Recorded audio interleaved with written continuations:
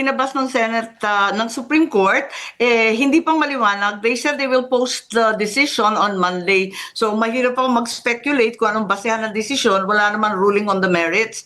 But if truth be told, ang pagkaintindi ko, kasi maliwanag, I was the one who led the investigations on the kidnapping of former President Duterte to The Hague. And it's very, very clear there's a process that's indicated both in our Constitution as well as in the extradition laws.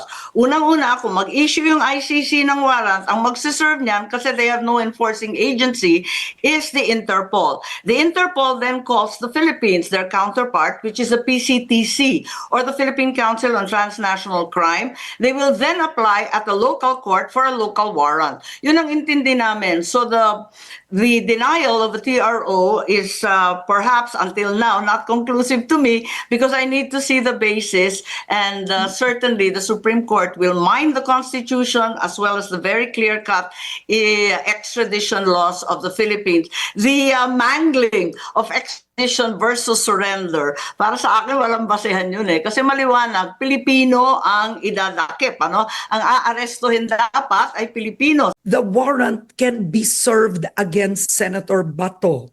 Do you agree with that? No, we don't agree with that. As I said, I investigated the kidnap of former President Duterte to The Hague, and it became very apparent from all our legal luminaries, even our former Supreme Court Justice who actually framed the Constitution, as well as many, many other experts, that the law is very clear. A foreign warrant cannot be executed or enforced here in the Philippines without a counterpart local warrant. We have not surrendered our jurisdiction. We are still a sovereign nation. It is our own local warrants that will prevail when the arrest is of a Filipino national. Maliwanag yun Kaya hindi ko maintindihan bakit sino-shortcut nila. Maliwanag naman, sundan lang yung proseso at magiging maliwanag. At saying that Senator Bato is a fugitive, I'm not his lawyer, but he walked out of the Senate like anybody else would, because the Supreme Court had just granted 72 hours. He did not escape or flee, as it were. He just walked out together with Senator Robin. Ganun lang yun. I happened to be hanging around until quite late, so I saw that they were getting ready because I was looking for food para pakainin yung mga PNP na hindi pa pala kumain.